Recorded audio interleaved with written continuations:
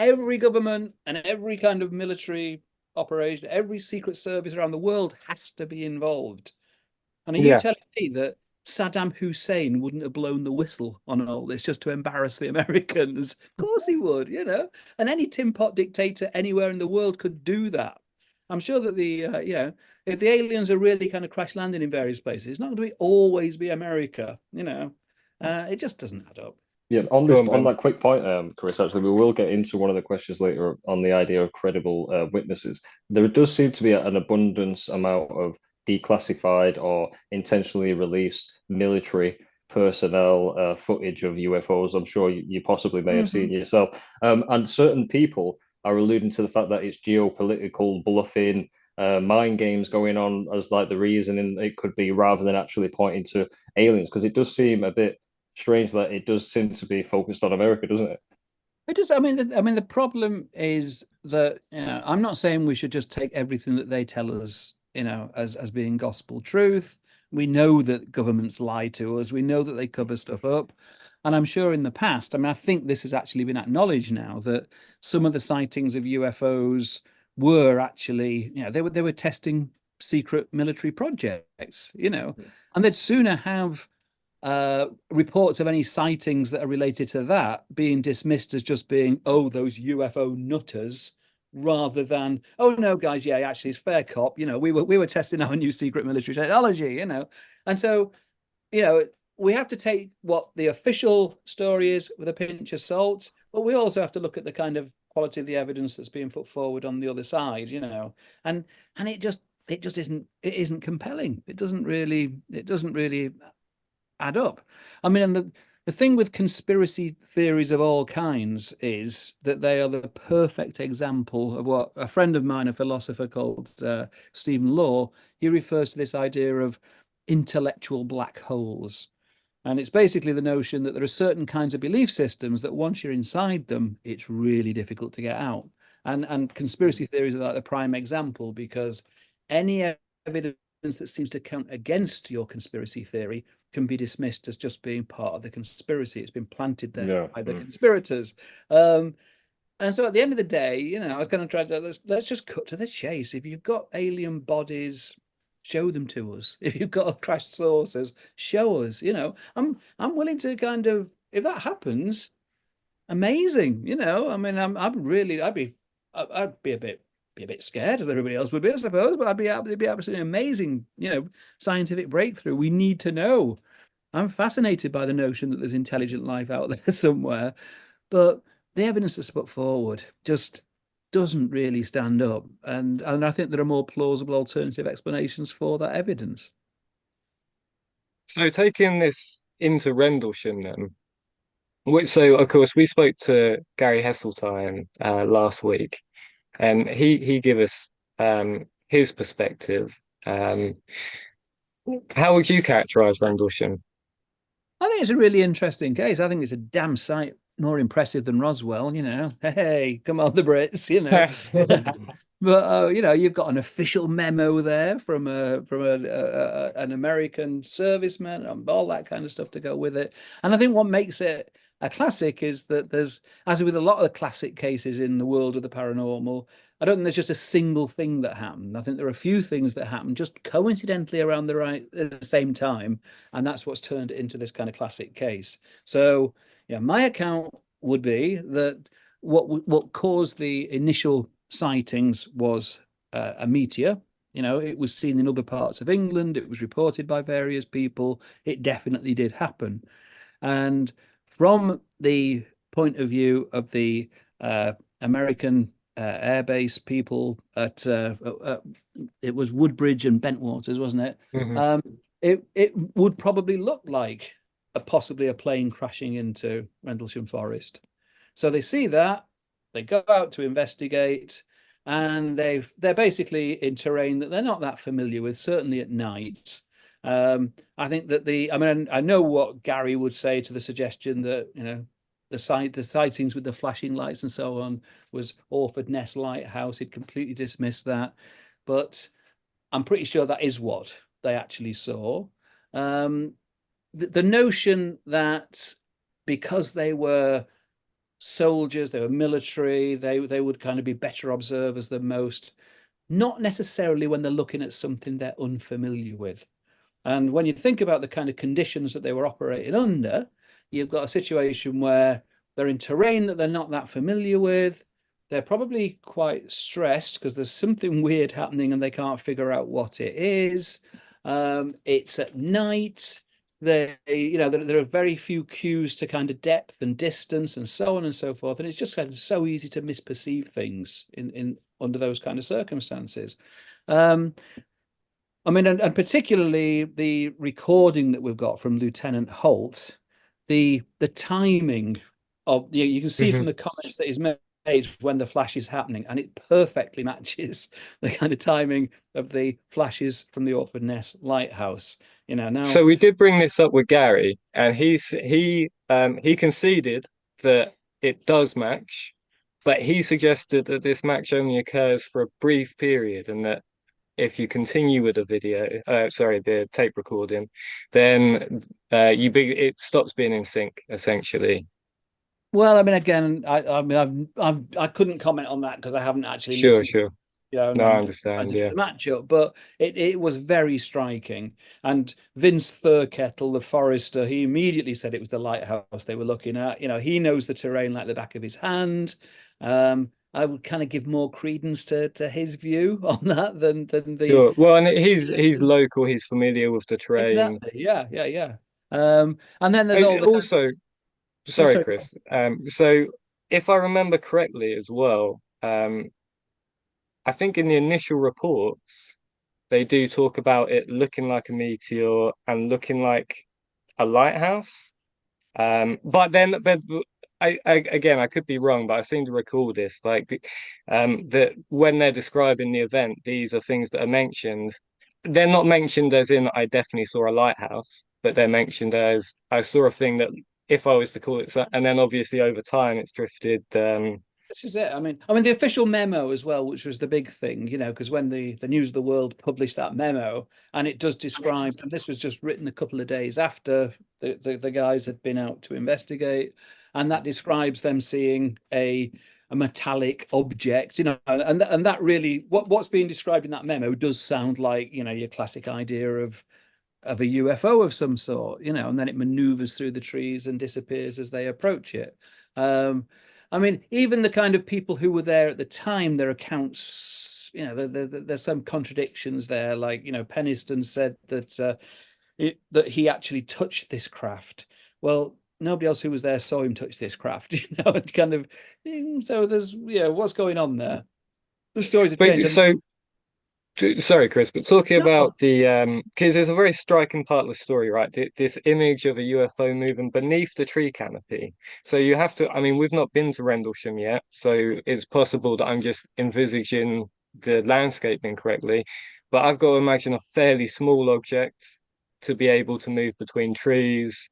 And the whole thing is just very, like, how would you explain that? Like, well, you've this has probably been seen the witnessed by a episode. couple of You've people. probably seen the episode of Father Ted, where, where he says, these are small cows near to us, and Oh I yeah, mean, yeah, yeah. basically, I think that's what we're talking about here. If you're looking at kind of what's actually a lighthouse very far away, but you assume that you're looking at something that's maybe just 50 yards away, then Hmm. it'll completely distort your perception of the situation.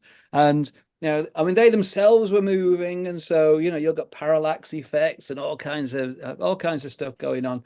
I just don't think that they saw what they thought they saw. I don't think they're Sure. lying. I think the initial reports were honest and not accurate, honest but inaccurate. Hmm. Um, and they it was then the kind of there was also then the kind of follow up investigations where they claimed that they'd gone back and they'd found three impressions on the ground where maybe a craft had landed, and then they measured radiation and so on, and they said that the radiation levels were higher than would be expected. And the people who manufacture the equipment they were using say that's just not true. So again, I'd go with the equipment manufacturers rather than them. Sure. They didn't really, it wasn't really an appropriate piece of equipment to be using, and they weren't really using it properly. But this has become all kind of part of the mythology. And there were there were said to be kind of broken branches and burn marks on the trees and so on. And Vince Thurkettle said, no, they were, they were just axe marks because we were marked, they marked the trees that are going to be felled and so on. So again, all of these different elements have plausible counter explanations to my mind, Hmm. Um, I mean, I guess, you can obviously always kind of wriggle out of this and say, well, maybe Vince Thurkettle was part of the cover up, but I mean, he just happens to have been a forester that's worked there for years, kind of thing. He knows the lie of the land. Um, I mean, virtually every element, well, in fact, every element of the original story, the original accounts, I think have plausible counter explanations. And I don't really think we then need to go any further than that. I mean, obviously, some enterprising journalist came across this memo at some point and thought, "What a story! This is going to make the news of the world." And yeah, he wasn't wrong, or she. I don't know who it was, a man or a woman, actually. Um, and then you've got also on top of that this notion that you know, pilots, military people, certain groups are better observers than others. And I say that does apply with respect to certain types of observation, if they're looking at things that they are familiar with, that they've been Hmm. trained on. But when you're looking at something you don't know what it is, then all of the kind of biases that we're talking about can come into play. There are very few cues to depth, distance, size, and so on under the conditions that they were operating in. If they thought they were looking at something that was quite close to them, and relatively small, whereas in fact they're looking at something that was a long, long way away and very big. That's what Hmm. happens. There are documented cases of pilots reporting that some kind of object had just flown through the air just a couple of hundred meters in front of them. And when you analyze it from the point of view of the direction that they say it happened in and the time that it happened, it actually turned out it was a kind of meteorite shower 200 miles away. And these are documented cases where we know this has happened. So you don't automatically become, immune to misperceptions just because you've Sure. had certain kinds of training. It just doesn't happen. So I think what a lot of people would be trying to reconcile here is on the one hand there are a lot of I would agree like pretty plausible explanations for almost every aspect of the story, but that part of tension that remains is essentially it's still to do with the witnesses, right? Because it seems like the witnesses are quite adamant that the plausible explanation you just presented is not the explanation that they accept.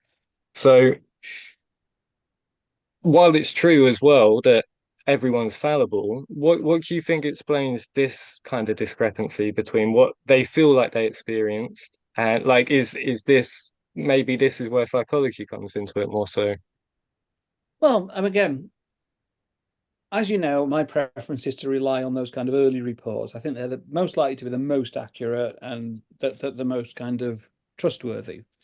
So So, sorry, can I stop you just on that point? yeah, Can you just explain why you favor the early reports? Because obviously Gary, when we spoke to him, was bringing in a lot of reports from later on, and he had his own reasons for that. So if you could contextualize why you think the yeah. early ones were important. I mean, memory. I mean, with one of my other hats on when I was at Goldsmiths before I retired, I was also a member of the forensic psychology unit. And if you're investigating a crime, then memory should be treated like, the way they kind of seal off the area for physical evidence. You need to treat memory in the same way because memory can become contaminated.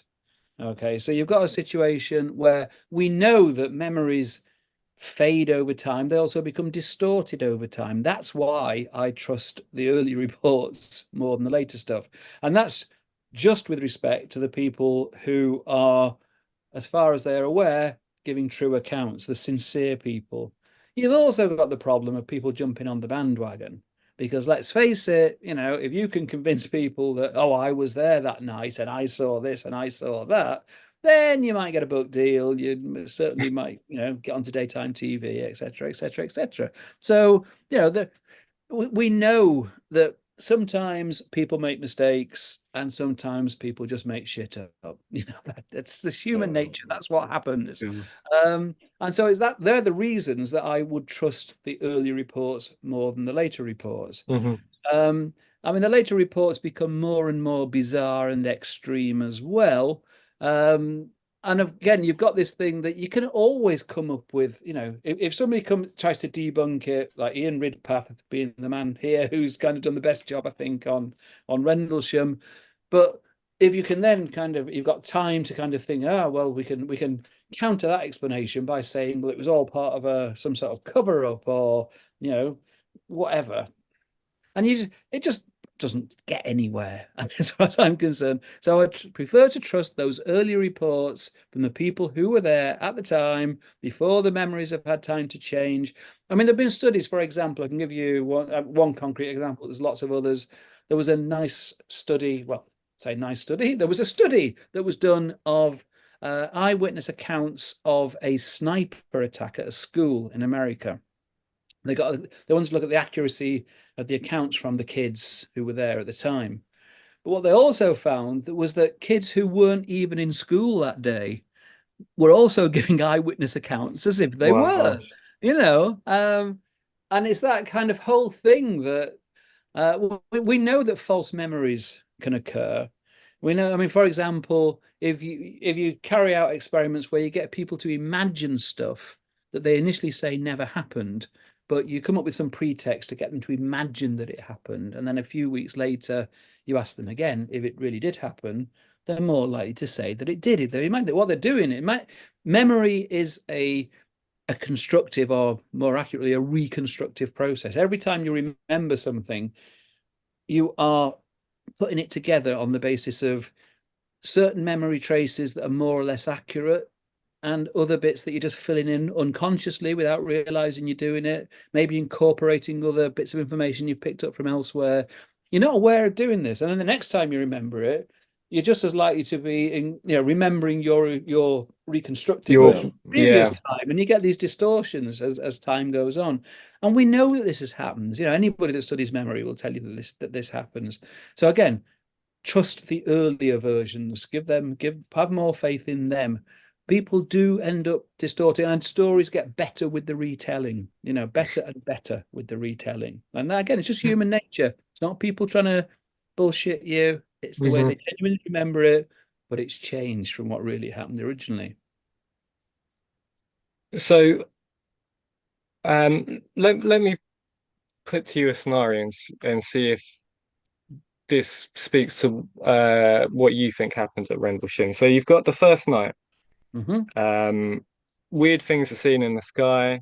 People go out and make initial reports and go out to investigate. They return to the base. The rumor mill's probably kind of spreading. No one Hmm. knows what was seen last night, but it was strange and unusual, that's for sure. More strange and unusual things happen a bit later, but by now everyone's kind of primed to Absolutely. Yeah. believe that strange and weird things happen in this area. Probably people are speculating about the nature of the strange and the weird thing. Maybe people are saying that it's UFOs, aliens, etc. So by the time a couple of days later or a day later, when the next event happens, the group of people who are going out are essentially expecting to see Yep. a flying saucer, and then they do see a flying saucer. Well, exactly. I think you've summed it up very nicely there, Andy. I mean, that's essentially it. I mean, it's like when people go, any kind of paranormal investigation team, you know, they're going in there looking for evidence of something paranormal. Anything that happens, any slightly weird thing that happens is explained in terms of some paranormal event. If a bit of equipment malfunctions, that's the paranormal. If there's a weird noise suddenly, that's the paranormal. It's everything. Whereas in a different context, those things wouldn't be interpreted in that way. And so it's exactly as you say, they are primed. They've gone out there, then they're kind of expecting certain things, and it's what we call top-down processing in psychology, where your beliefs, your expectations influence much more strongly than people realize your perception, and also then your memory. When you're kind of recalling what you So you add in extra bits, extra details that make it more consistent with the general story that you're telling, you know? That's how it works. Could you give us an example, possibly, of outside of the UFO field, something that we understand, fully, some analogous where the top-down processing has occurred, where expectation has led Oh, people's perception. one of my very, very favorite examples, where you may already be familiar with it, is there's this notion that there are satanic messages in rock music. Oh, Yeah, yeah, we're all pop familiar with music. this. Yeah. Yeah. So you may already be familiar with. I mean, my favorite example of this is the clip from "Stairway to Heaven" by Led Zeppelin. Yes. Yes, and it's brilliant. I mean, I use it all the time. I crowbar it into any talk that I'm doing because it's just so good. I play that clip to the audience, and initially I don't tell them what the satanic message is. And I say, your task is to tell me what the message is. And my prediction is that one or two of you might think you pick up on one or two words. For most of you, it will sound like complete gobbledygook all the way through. Even for the people who pick up on one or two words, it will still sound mostly like gobbledygook. And there's a very good reason for that. It's because it is backwards gobbledygook. There is no hidden message there. And then I played in the clip, and one or two people in the audience say, "I think I heard the word Satan," you know. And again, that's top-down processing. What's the word you're most likely to hear when I'm talking about satanic messages? And now I'm going to give you the full message. And if you've seen it, it's kind of sizable paragraph, or about 30 words, I It's think. about sheds and tools and It's stuff. oh yeah, I've got it in my. I sing it backwards to myself all the time. I'm totally in with Beelzebub now. It's, but I then play it again, and a lot of them they don't even believe it's the same clip. You get people saying, "No, that second one wasn't the same." Well, yes, it was, but now I've told you what the message is, and you hear it as clear as a bell, and you wonder how you Mhm. missed it the first time. The reason you missed it is because it isn't there. It's all down to top-down processing. It's all down to the power of expectation. So that's a really, really strong example of the power of top-down processing, but it crops up all over the place. If you go into any situation, I mean, again, and we're not just talking about paranormal related stuff, we're talking about in lots of different aspects of life. Your prior beliefs, your expectations are going to have a huge influence. If you're watching a football match, you know, your team play much cleaner than the other team. They're the ones that are playing dirty. Objectively speaking, that is not the case, but that is definitely how it feels to you when you're watching the match. Sure. So I was just looking at the notes we had, and I wanted to jump back if that was all right, Yeah, sure. because we're talking about the witnesses and the difference between the initial witnesses and the later witnesses. And I know that what Gary would say, I need to put it to you, I need to put his side. Um, he would say, listen, the reason we don't have all the reporting that I rely on doesn't occur initially is because people are scared for their jobs. There's an active, maybe soft intimidation campaign, he might say, in terms of basically you're worried about your career prospects, maybe not literally losing your job, but just being unable to move forward in the military. And so he would say that actually, perhaps like a criminal conspiracy, you wouldn't expect people to spill the beans early. You'd expect this to come years down the line.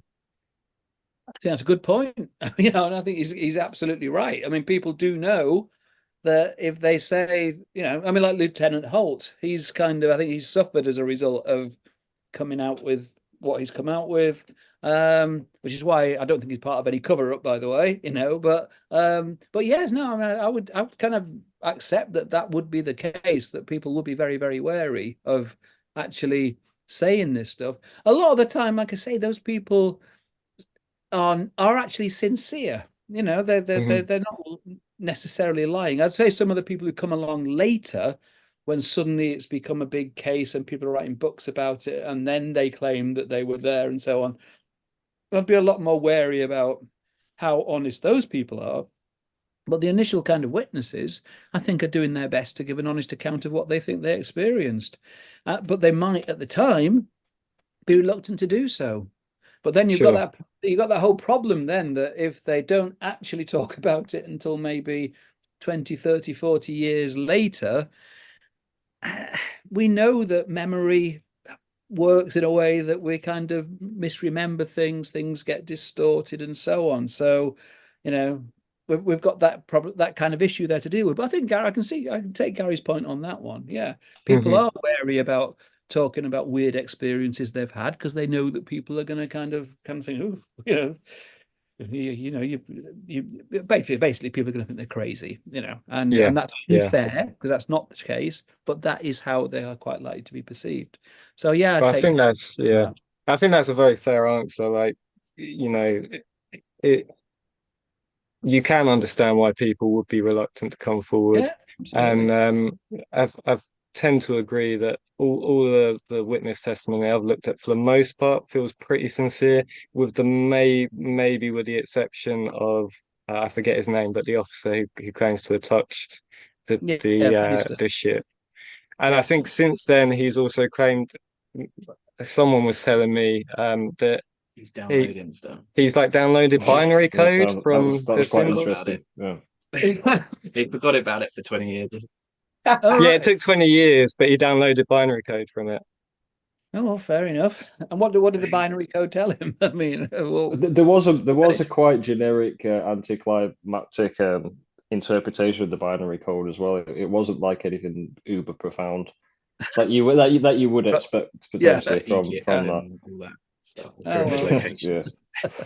But just on Yeah. the point about the colonel, Chris, you mentioned briefly about you didn't think he was in any cover up. Gary briefly touched on his relationship there with the colonel, and he said it sort of deteriorated over time, and he tended to think that the colonel was backtracking a lot and trying to downplay the incident as time went on. Now, I never clocked onto the your perception of the fact that he's actually been treated quite bad in his life because of his initial witness statement. So I was wondering if you could expand a bit on that. Well, again, I mean, I suspect that anybody who kind of, with a case like Rendlesham, which has become a classic, there are inevitably going to be people who are going to kind of think, oh God, that Colonel Holt, isn't he the one that was involved in, and so it is almost certainly kind of played a role, I would have thought, in terms of he probably would have done better in his career. Just not done bad. I mean, as far as I understand it, he's had quite a successful career. Yeah, But I don't think, my impression from talking to him on the night, and it was a long time ago, and this was the after show party where we were all having a few drinks. But my yeah, impression was that he's stuck to his original account, to by and large. It's not changed that much. And I don't think it's done him any kind of favors, that he's kind of stuck to his story that something weird happened. He doesn't claim to his that they touched any alien craft or they yeah, met any aliens or anything like that. But and I'd imagine that Gary wants more from the story right, than yeah, than Colonel Holt was prepared to give, and that's probably why their relationship has soured. But I mean, I certainly know with respect to kind of other cases where you've got people who have had these kind of weird experiences. In some cases, it really has. They feel it's been a curse. They don't welcome it at all. They feel that because they've been honest about it and spoken about what they experienced, it's mm, kind of had repercussions in terms of not job advancement and people kind of just thinking they're a bit weird and so on. So it's tricky because I mean, I'm somebody that's interested in the weird experiences. I mean, and people definitely do have them. And the question is, yeah, well, what's going on? And I can't kind of give you definitive, conclusive, non-paranormal counter explanations for all of them, but a lot of them you can, and then there's always going to be some that end up in that box with a question mark on it. yeah, And we just have to say sometimes, well, we just don't know. And it's okay to say that. mm, I mean, I don't know doesn't equal ET. It just means the moment we don't know. If you've got evidence for the ET hypothesis, the burden of proof is always on people who are making the claim. You present your evidence, and if it's convincing, fine, we'll accept it. But yeah, I yeah, mean, it's the anecdotal nature of the evidence with respect to UFOs. And it's almost always going to be anecdotal evidence, but most scientists don't actually place that much value on anecdotal evidence. And, you know, I've got an issue there as well, because as I said before, human nature is such that we know that sometimes people just get things wrong, they misperceive things, they misremember things, and we know that people make stuff up, you know. So on balance, I'm probably never going to be convinced by anecdotal evidence, you know. If we could get Well, some on real that point, evidence. Go Chris, on. sorry to No, cut go you off. on. On that point, this was something I wanted to get into actually. So I think part of what's going on here is that your standard of evidence is different to Gary's. I I think think so. Gary is coming at this from the perspective of basically an ex-police officer, a detective who's worked cases that, and some important cases as well, that would where his work would then be important at trial, at important trials. Mm. So he's thinking, okay, what evidence would I need to prove this in a court of law? And he's thinking, well, I've got a hell of a lot of witness testimony.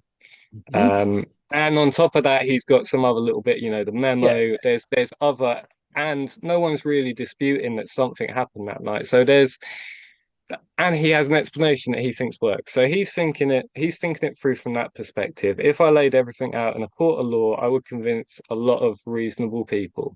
Whereas you're looking at this as a scientist, and you know, by the nature of the work you do, you're gonna you can't really pay much attention to anecdotal evidence. You need hard data to work from.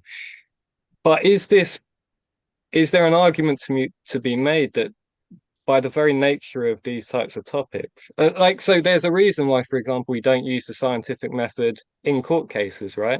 Like, that might be a part of how we gather evidence and how we present an argument, but ultimately the scientific method isn't what we use to decide innocence and guilt in a court of law. So in what way is it useful for us in this?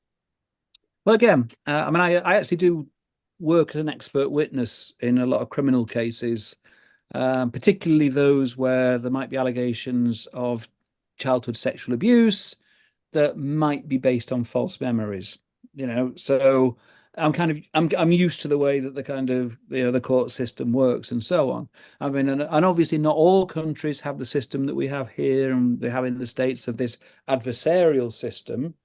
There Mhm. are problems with the adversarial system insofar as, now your role as an expert witness is to just try and be, I mean, and it's very explicitly stated, and you sign something to this effect, that you accept that your role is to be as objective as you can. You're not supposed to favor one side of the argument or the other.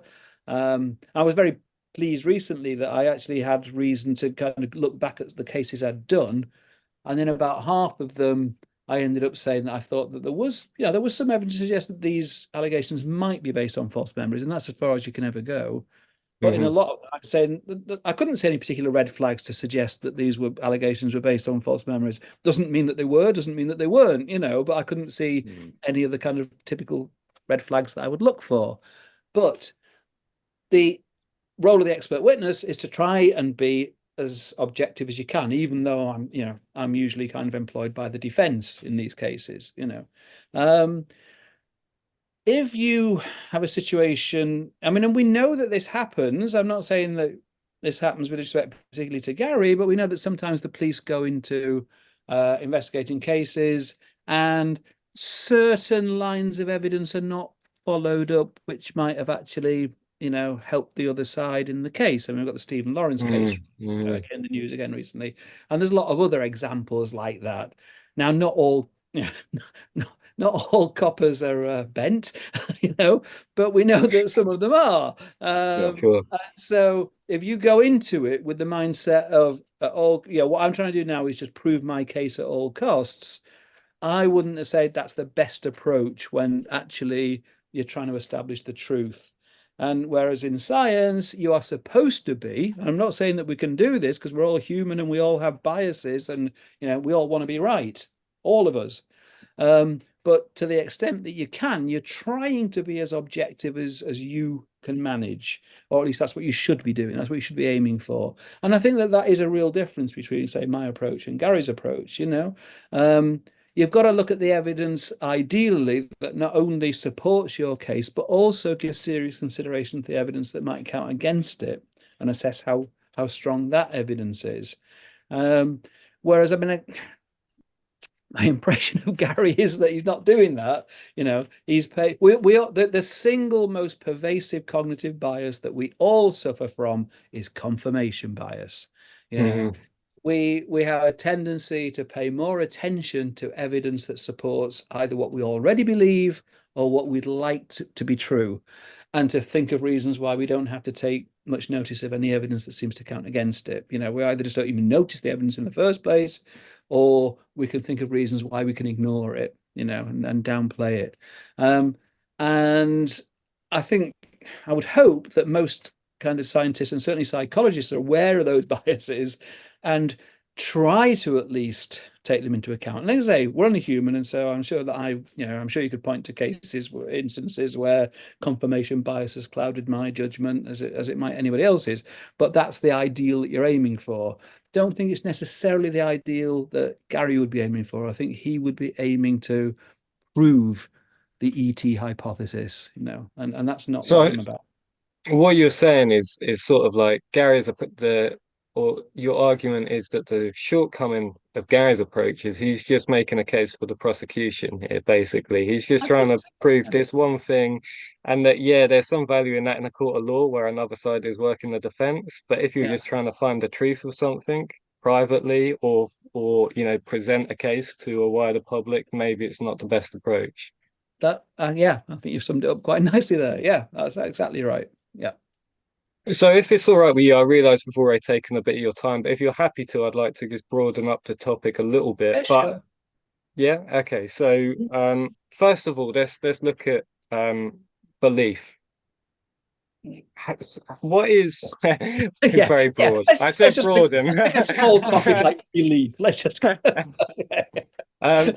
what is sort of the underlying, you touched on it earlier, but what is the underlying psychology of belief? Why do people want to believe in aliens? Why do I want to believe in aliens?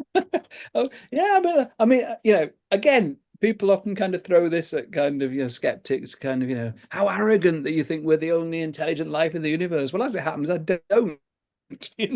And most people who are kind of taking a serious interest in this stuff, including kind of Carl Sagan and various others, Carl Sagan was one of the kind of main forces behind SETI, the search for extraterrestrial intelligence.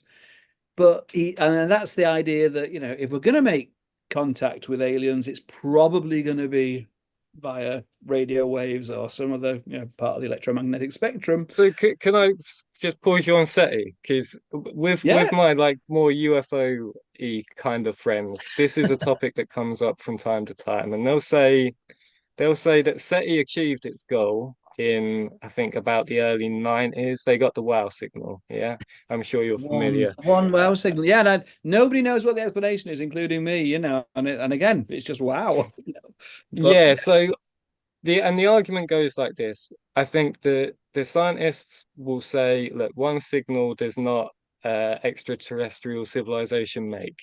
Yeah. But the believers will say, or the people more open to that side of the argument will say, well, listen, why would you expect them to be beaming constant radio blasts at people? Like, is it not perfectly plausible that in fact you would only get a brief window of radio burst signals? Yeah. And again, none of us know. Like I said before, if I had to bet, I would bet that there probably is intelligent life out there.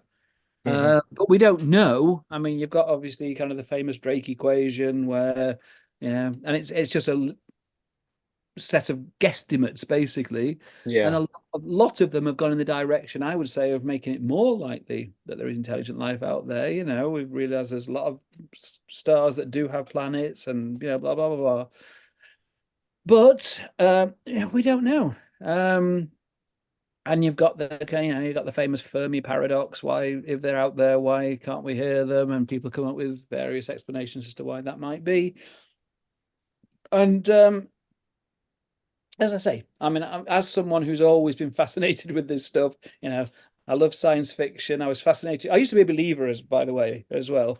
Used to believe in kind of UFOs and all kinds of paranormal stuff. But I would love it if we were to make contact, provided again, obviously, that they don't just want us for lunch, that kind of thing. But it's we just don't know. We just don't know. And again, I think you make a perfectly valid point that they could be out there. Even our own Milky Way could be teeming with life, and we might never actually get the definitive proof, let alone actual contact that they are out there. You can kind of we can just it's one of those things that we would love to know the answer to. I certainly I would. wonder if some believers would be more dissatisfied by your response just to say, yeah, maybe who can say, than they would be by you saying, no, the wow signal was definitely not aliens. It was definitely just a No, microwave I have going on no in New York idea somewhere. what the wow signal was. I mean, and it is a, It's a true mystery. it is a true mystery, and there are true mysteries, and like I said before, it's okay to say, I don't know, I don't know. I'd be very happy if it turned out that it was some kind of alien civilization, but we just do not know. So I apologize, Chris. I That's all sort of right. derailed you talking about belief and sort of Yes, sorry, the you did indeed. reasons. Yeah. Okay, so there's all kinds of reasons why. I mean, I can, on the one issue that we were mainly talking about, which is obviously alien life and etc. So is there anybody there? Then it's such an important question. I mean, like I can't remember the exact quote from Arthur C. Clarke, but it's something along the lines of, there's only two possibilities.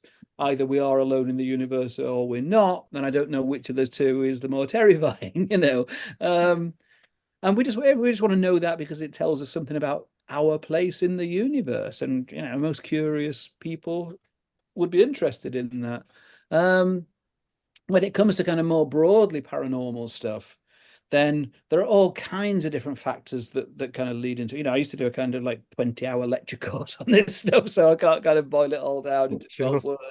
But I mean, certainly with respect to, say, any kind of evidence relating to the possibility of life after death, well, my God, issues don't really get much bigger than that, do they? Do we survive bodily death or don't we? And again, getting back to confirmation bias, I think all of us would like the idea. Yeah, we don't like the idea of our own mortality. We certainly don't like the idea that when our loved ones die, that's the end of them. We'll never have any contact again. And the idea, so any kind of evidence that seems to support the possibility of life after death, we're very, very open to accepting, even if it's actually quite weak evidence. With my scientist hat on, I'm interested in, well, yeah, but what's the truth? Is there really life after death? But I can certainly understand why people want to believe in it, why they take comfort from that belief. I don't want to take that comfort away from them. You can believe whatever the hell you like, but if I'm trying to figure it out as a scientist, well, I'll give you my opinion. And overall, no, I don't think there is evidence for life after death. But there's all sorts of other factors that come into play as well. People have weird experiences. So, I mean, with respect to aliens in particular, I mean, we're not talking about alien abduction claims with respect to Rendlesham, but with respect to the kind of wider picture and particularly alien abduction claims, sleep paralysis seems to play a big role. Lots of people who believe they've had alien contacts, you kind of can trace it back to episodes of sleep paralysis, which is a fairly common phenomenon, and it can be really scary. But we understand it in broad terms. There's a scientific and medical literature out there about it. Most people obviously aren't aware of that. And if you're one of the people who's having these weird experiences, and then you read an article by a ufologist that says, have you ever woken up in the night and you couldn't move and there was a strange sense of presence and lights moving around, you've probably been abducted by aliens and they've wiped your memory for the rest of the experience.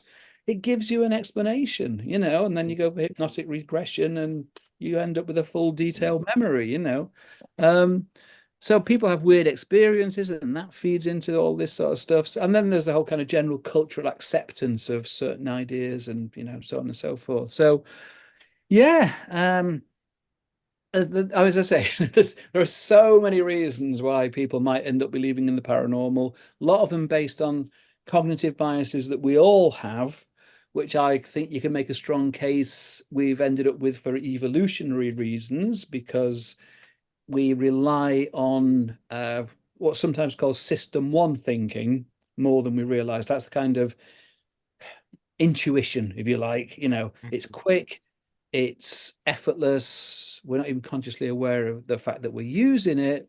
It's usually right. It usually gives us the right decision. And in opposition to that, we've got this kind of slower, more laborious system two type thinking that is step by step. It's effortful. We're consciously aware of the fact that we're doing it. System one is much more driven by emotion. System two is not. And a lot of the kind of cognitive biases have evolved basically in our evolutionary history to keep us alive, so that we're more likely to make the mistake of thinking that there is something there out around in the world around us that may be a potential threat, rather than the other error, which would be to miss something that really is there. And I think that goes a long way to explaining kind of our belief in gods, ghosts, maybe even aliens, but certainly a lot. Our brains have evolved to make us predisposed to certain kinds of beliefs being kind of more readily acceptable. It's the skeptics that are the weird ones. We're the weirdos. Why don't we think like Yeah, else, the anomalies. Yeah, exactly. So are there what are the cases that have given you the most pause, or like the wow signal where you have to go, don't know? Yeah, no, well, I mean, you're talking now just in terms of UFOs or in terms of UFOs, but really any whatever's most interesting to you, whatever. yeah, no, Bigfoot included. again, there are various kind of I think a lot of skeptics think that there's no, when I hate it when I hear skeptics saying, well, there's no evidence for telepathy. You think, well, you don't know what you're talking about. There's loads of evidence for telepathy. It's the matter of the kind of quality of the evidence and how you interpret the evidence, and getting into all those kind of nitty gritty points, not just dismissing it. Don't just say it can't happen because I can't imagine how it could possibly be true. I mean, that's bollocks. I mean, science has been wrong many, many times in the past, and it will no doubt be wrong many, many times in the future. But so we need to kind of take those claims seriously and look at the evidence and try and come to a more, I would say, a more nuanced view. And so I think there are certain kinds of paranormal claims that we can pretty decisively say, no, that's rubbish, But there are other areas. I mean, my own experience of investigating kind of reincarnation claims, past life memories, is not vast, but I would say that's one of the areas where sometimes we can be pretty damn sure we're dealing with false memories. I mean, hypnotic regression, great way of producing false memories. But those spontaneous cases, I think some of them are certainly based on false memories. Whether they all are or not, I just don't know, and there are other examples within the kind of experimental parapsychology area where I don't think the skeptics have a conclusive counter explanation. I'm not convinced that there's something in those claims, but I'm equally not sure. I just don't know. And again, it's okay to say, well, I don't know. I'm on this side of the line. I still say I'm a skeptic. I've gone from being a believer to being what I thought of as being an extreme skeptic, and kind of back towards the center ground. It sounds like at times you're kind of frustrated with the tone of the conversation on the side of the skeptics. Sometimes, yeah. I mean, I'm gonna kind of talk about this in my book. Yes. Sorry, you couldn't resist it. It's all I good. know you've got one on the shelf behind you. I can see it. I spotted it. No, Available in all good bookshops. exactly, and on Satan's own website. No, yeah, I really kind of find it a bit frustrating. I'm lucky insofar as, obviously, as somebody who up until recently, retired in 2020, but up until then, I could kind of indulge myself by exploring these issues and really taking deep dives into the literature and so on and so forth. Most people don't have the time and the inclination to be able to do that, And so they're going to base their opinions on kind of a book they've read here or a documentary they've seen there, and so on and so forth. And yeah, that's going to be the way it is. I've gone from, as I said, being a believer in all this stuff to being somebody who held various opinions that I would now see as being a bit, too kind of extreme skepticism. And I've gone back towards the middle ground. And I'm basically, my position is, well, I'm still not convinced that any of these paranormal claims are real, but they might be. I might be wrong, and if I'm wrong, well, okay, I'd have to live with that, wouldn't I? It does annoy me when you get people, I say, coming out with comments like, yeah, there's no evidence to support this stuff. A lot of the people who have, I would say, those kind of ignorant, skeptical views assume that if they were to pick up a journal with on parapsychology, that they'd be able to see the flaws in the way that things were done straight away. That that all parapsychologists are idiots, or they're all either making data up, or and it's just not true. I now know a lot of these people, and I know that they're intelligent people on the other side of the argument who hold different opinions to mine. And they might be right. So Maybe. you do have a lot of respect for some of the people on the other side, then, Oh so to yeah, speak. So, absolutely. like Yeah. Gary, we spoke to him. He's clearly an intelligent guy, and he's obviously spent a lot of time I don't think Gary's got much working respect on for this. me. Yeah, we asked him what should we ask skeptics, and he suggested maybe don't talk to skeptics. Don't ask them anything. Yeah. Yeah. Sorry. One thing he did bring up, though, that I'd be remiss if I didn't put to you was um, the connection with nuclear sites. Oh yeah. Oh yeah. There you go. Yeah. Well, I mean, again, it's not a topic I've done a deep dive into, but the idea that a lot of sightings take place near military bases, that would fit with the notion that sometimes on these military bases they're doing stuff that they don't really want us to know about, and that sooner that it was dismissed as it's just UFO nutters, we don't need to take them seriously, rather than actually there's something really important and serious going on there. I'm sure they kind of do a lot of testing of secret military projects. They're bound to, aren't they? I mean, it just The makes claim sense. is, though, specifically, I think that's a very compelling answer, but the claim is specifically as regards to some of the nuclear site cases. And also, I do understand if you've not done a deep dive on this, you may be in no, you may not want to comment. Totally understandable.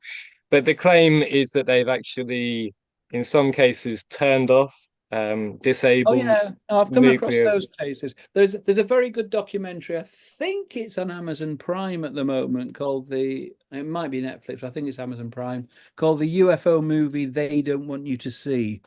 And it's by a skeptic. And he kind of looks at some of these cases, and by and large, again, I mean, you pays your money and you takes your choice. They've got kind of plausible explanations in terms of security systems, that where if one component drops out, it has knock-on effects, and these kind of incidents often last for just a few seconds, and then things are back up to normal, and so on and so forth. But again, if I was on the other side of the argument, I'd probably be reading something much more sinister into that, rather than things sometimes go wrong, just in the normal way of things. I mean, going back to Rendlesham in particular, it's amazing that, given that there was some evidence to suggest that they were concerned that there might be some kind of nuclear connection going on there, but no other action was taken. I mean, really, you think that there might be some kind of alien civilization there that's messing about with our nuclear weapons, and you just kind of, oh, I'm tired now, I'm going to bed. I mean, but Doesn't seem important. yeah, I'll sort it out tomorrow. Yeah. Frankly, when you put it that way, yeah, it raises questions, right? It does. Just a quick Um, question there. This could be some bonus content, potentially teasing out another Bandit investigative series. But you mentioned briefly about, when Andy was asking about any compelling paranormal evidence you might have came across. You mentioned about the telepathic some sort of things where you think, oh, it's not easily explainable, or a few gaps that leave you open-ended towards it. Have you ever came across the MK Ultra? Not the Oh MK yeah. Ultra, sorry. Oh, Well, sorry. MK Ultra, the remote viewing, I meant to say, sorry. Yeah. The declassified military remote Yeah. viewing side of stuff. Well, that was a really interesting situation that you had, Stargate, as it was known, the overall project, where where it eventually came out that the American, basically these secret services have been pouring money into these projects, and I think it was something like about $20 million, something like that, which Yeah. sounds to you and me like a lot of money, and that's more than I make in a week. uh, Yeah. but I mean, in terms of a military budget, the American military budget is a tiny drop in the ocean. But what they did, there were clearly some people who bought into the idea that maybe there are some people who do have this ability to pick up on information from remote locations. And obviously, if that was really true, it would have some uses within the Military military application. service. Yeah, exactly. I thought they were kind of quite clever in respect of how they kind of got that whole program reviewed, insofar as they invited two people to write reviews. One was Ray Hyman, who is a very skeptical American psychologist, and one was Jessica Utz, who is known to be much more sympathetic to these kind of claims. And so, surprise, surprise, they got two reports in, one of which, I mean, to be fair, Jessica Utz basically thought that this was pretty compelling evidence that these abilities really did exist. Ray Hyman's view was that he was quite impressed by some of the data that they had collected, but he basically did not go so far as to think that it proved that there were psychic abilities operating. He thought there's something interesting going on here, but I'm not not going to say it. But basically, that meant that they then had the option of, they could either kind of carry on funding the research, or they could pull the plug on it. And the fact they pulled the plug on it, I think, speaks volumes. Because if they'd have thought that there was any possibility that this could produce useful information, and that the Russians were doing the same kind of research and might get ahead of them, they'd have carried on funding it.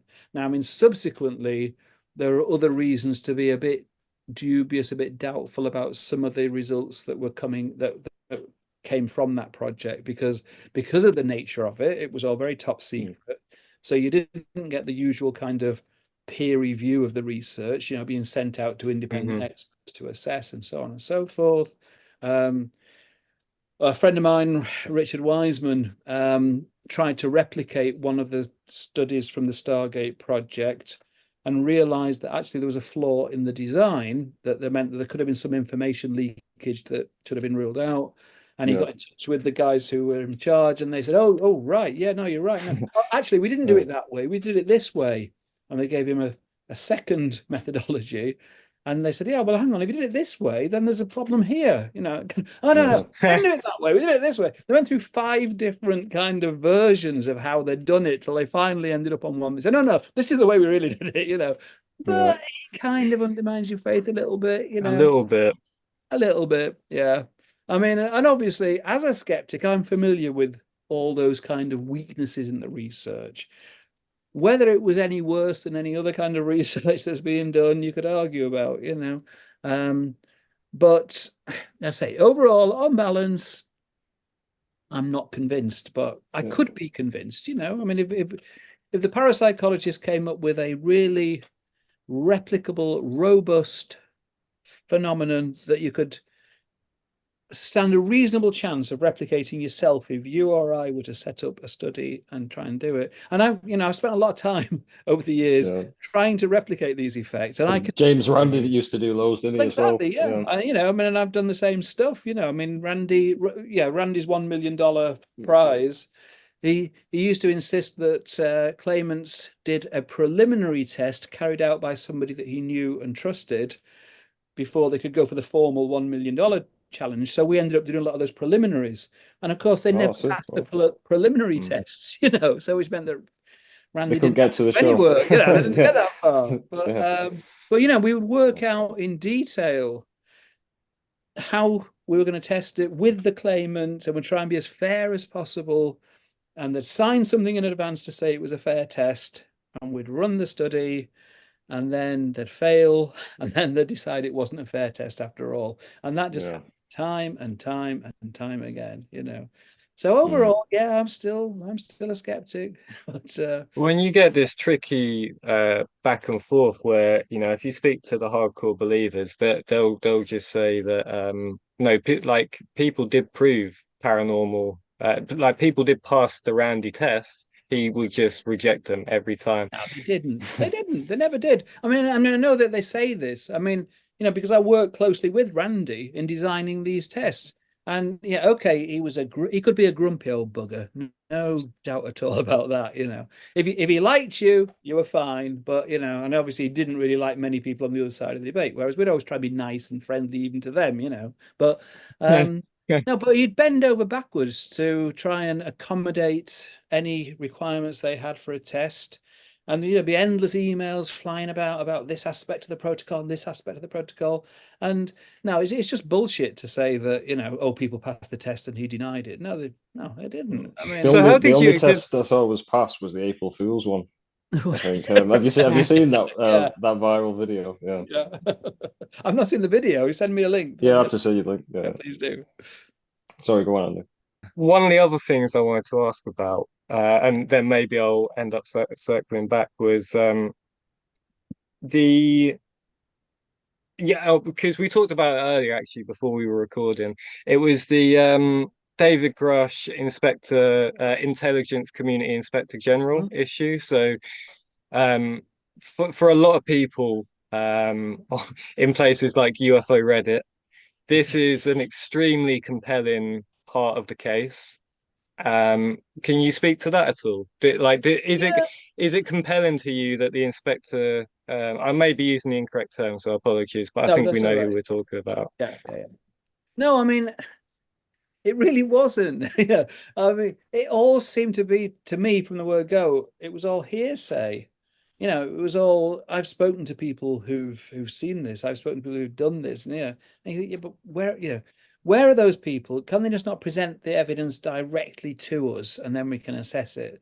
And then when you get a situation where the kind of, and again, I can't remember the name of the guy who did the Arrow report, but he was somebody who had access to all of those people, to all of the documentation, and you know, basically he could do the kind of investigation that I would love to be able to do. And he basically, his conclusion was there really isn't anything there's nothing to see here, you know. Yeah. Now, obviously, you know, if I were a believer, I'd say, oh, well, they would say that, wouldn't they? It's all part of the cover up. But they're not going to accept his word. They're certainly not going to accept mine, you know. So Sure. there's nowhere else to go, you know. I do recall where I was going with the prior topic now. It was how did you get involved with and how did you approach designing these tests with James Randi? That's very interesting. Oh, well, no, well, I'm trying to think what would be the first one that we did. I mean, we've done a lot of tests. Either, you know, some of them were with Randy, some of them weren't. But you know, we've tested dowsers, we've tested people who claim that their dreams foretold the future, we've tested psychics who claim that they can tell complete strangers all about them, and so on and so forth.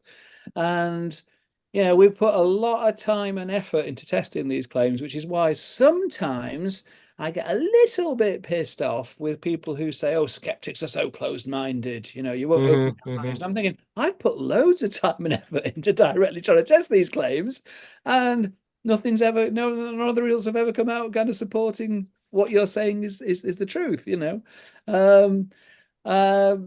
So how did I first get? I can remember. I'm trying to remember when did I first meet Randy? When I first kind of I remember going and seeing talks by Randy, and then eventually kind of getting to know him. Oh, probably the first one. Probably the first one was for a Channel 5 documentary. Channel 5 being the only TV station that's named after its number of viewers. And it was about a guy who it was called The Man Who Paints the Future. And it was a really intriguing one. It's actually one of the ones that I've got in a box with a question mark on, because I'm not sure. You were still open. Randy was quite dismissive about it, whereas I was a bit more impressed. Uh, he was a lovely old guy who claimed that his dreams foretold the future. He was an artist, and what he would do is he'd wake up in the morning after he'd had one of these dreams, and he'd try to get an image fixed in his head. He'd go downstairs and he would paint a picture or draw a picture, maybe put a few notes on it, and then just put it to one side because he didn't know when it was going to happen. And in some cases, it might happen within a couple of months. In other cases, it might happen 30, 40 years later. So it meant it was very difficult for us to kind of come up with a test of directly testing his abilities. But we said, well, the obvious possible counter explanation here is that the matches between his dreams and future events are coincidental. So could we scour the news archives and find other events that we felt were either as good a match to his dreams or even better match, So that's essentially what we did. And then we got independent judges to kind of judge what were the best matches and so on and so forth. Overall, he came out better than us, but he'd had decades to choose the best matches, whereas we had weeks to try. Got to say, I say it was a score draw, But some of those were quite intriguing. But again, I do remember Randy came along to Goldsmiths while they were filming that. He was interviewed for that program as well. And that was probably the first time I spoke to him properly. And then over the years, we kind of, bumped into each other at various skeptics conferences, and people, like I said before, it's the skeptics that are the really weird ones.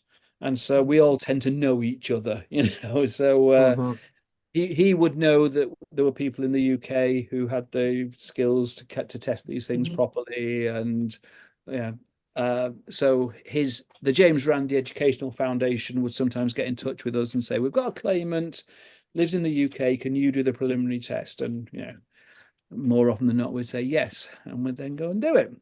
But there were I say we tested lots of different claims over the years, and I'm still a skeptic. Was there anything any of you guys wanted to? There was we very briefly brushed over the binary code thing with Rendlesham earlier. I can't remember which individual it was who experienced this. It was one of the original key witnesses, one of the soldiers, basically. Who was the guy that touched it? There was the guy that touched it, right?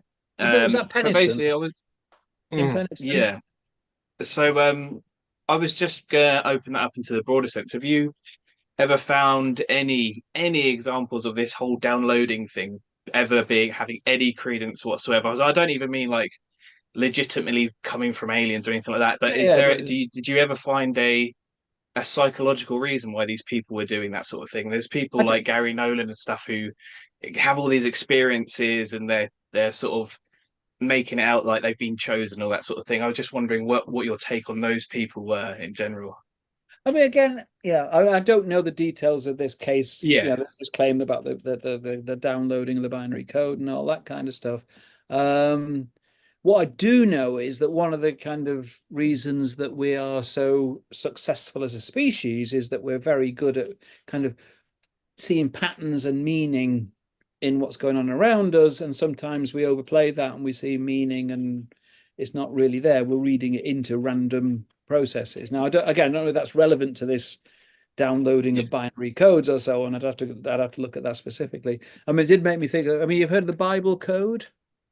I haven't. So I think the Bible code is this idea that if you take like every fifth word from every seventh page, every fifth letter, like in the original Hebrew Bible, that you find there is various prophecies being made, JFK's assassination and pretty much every major world event you can think of. And it was originally claimed that this proved that there was some kind of, supernatural input into the Bible. And mathematically, it was kind of quite intriguing, that there were so many of these messages that seemed to be there if you looked for them. But eventually people got around to trying the same kind of thing with other literary works like Moby Dick and and could find meaningful messages in those as well.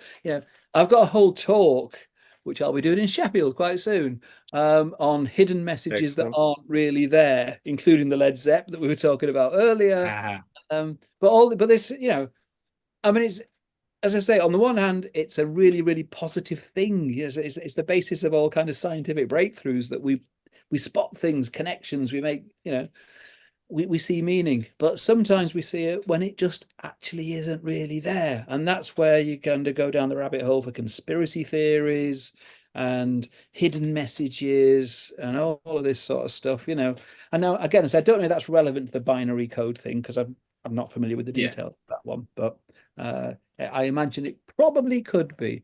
And really, at the end of the day, it's a question of saying, well, I don't know what these, if these people are saying, well, this is, what we do know is that you take QAnon, for example, the number of failed prophecies from QAnon is astounding.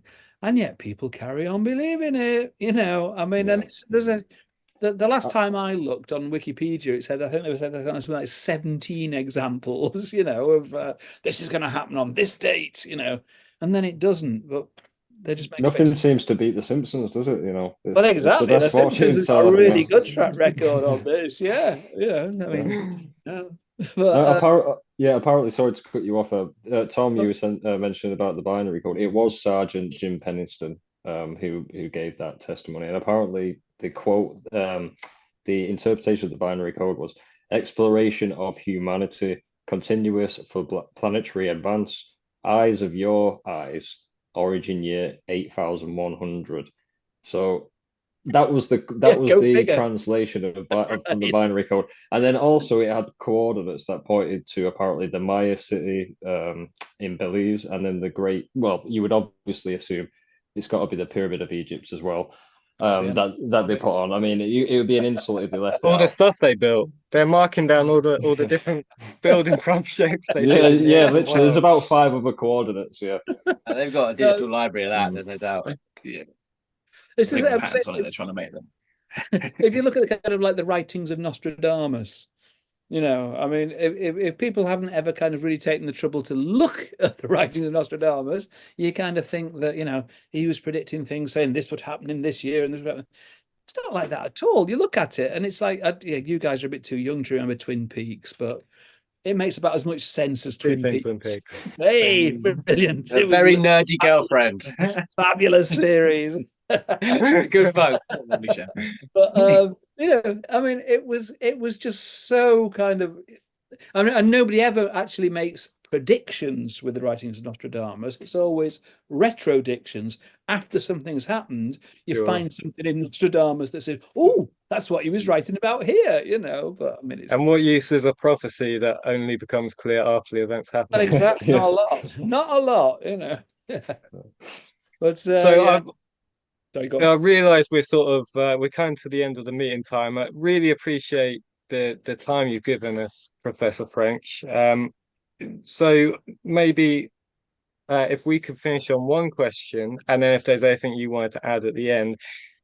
Sorry, go on. It's a good concluding question. Oh, do you want to save it? I think I should save it. All right. Okay. I'll give you what I've got then, which is just what's your favourite buzzing sound? No,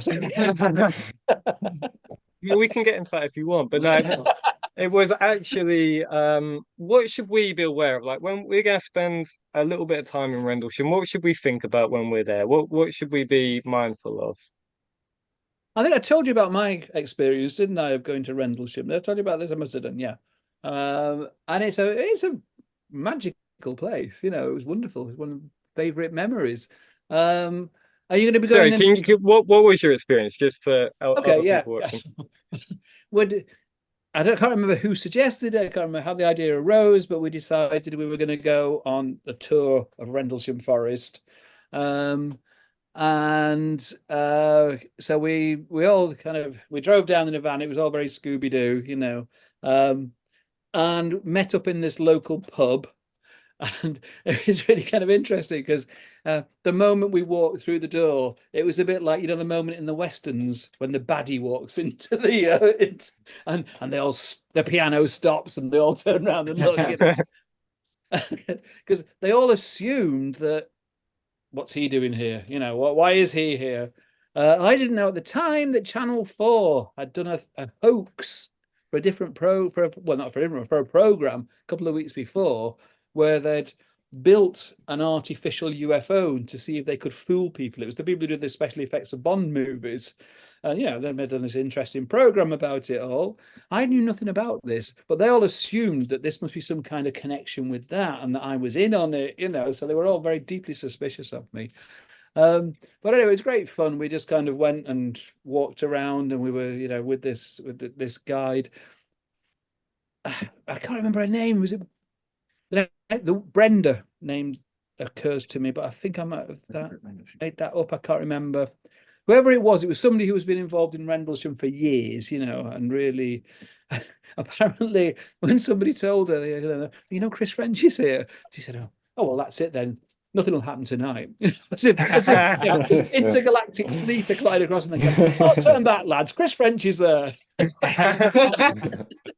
Anyway, no, we had a fabulous time. It was great. It was a beautiful, clear night. You could see all the stars, which, of course, is something you can't get from London. It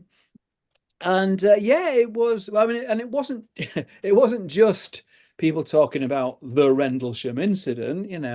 People were claiming that had all kinds of weird experiences in Rendlesham Forest. Ghost monks and or just amazing stuff. Mm-hmm. I mean, people obviously kind of go there to have a good time on mind-expanding substances. It's pretty clear. That shocks me. So we loved it. It was just a brilliant experience. What should you look out for? Well, again, I think the landscape has changed now. I don't think you can kind of recreate the original experience. I think so. I've heard. I mean, Gary's furnished us with a map to try and get us as close as possible to the. You go for it, guys, and let me know. Let me know what you think. Yeah, no, it's see if you can get Ian Ridpath to go with you. That'd be my advice. Okay, we'll email him. He's the real expert. So, Alex, did you want to?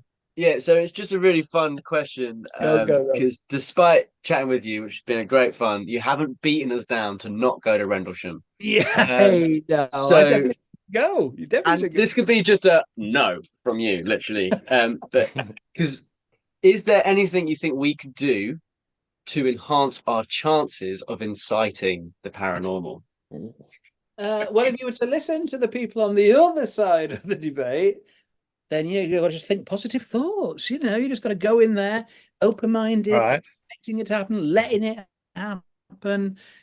Don't come up with all the kind of psychological defenses that a miserable skeptic like me has got. I can kind of inhibit paranormal forces within a 20-mile radius. I always say to the kind of people, so it's good that you can come with us, Chris. Well, if I come, nothing will happen. I mean, she was right. It's like when people think they've got a poltergeist. I kind of say, look, you don't want an exorcist. You want a skeptic, because if I'm in there, I can guarantee it. Just be open to it, and mind-altering substances. I think we got it covered there, Chris. Cheers. Right, Chris. Do let me know how it all progresses. And best of luck with it. All right. Will do, Chris. Thank you so we'll much. give Thank you a you little. very much. Yeah, Chris, thank you so Thanks, much. Chris, for joining us. Keep Thank on you doing so the much. music. I've listened to some of it. I like it. Keep going. I want to put you on the spot, seeing as you said. Is there a song that you liked that you can remember the name of? Well, there's the Mick Lynch one. I like that one. Nice. Thank you. I appreciate that, Chris. Big respect. Very much. Thank you so much for the All time, right. Chris. I Take hope care, you have a guys. great evening. Take care, Chris. Later. See ya. Thanks, Chris.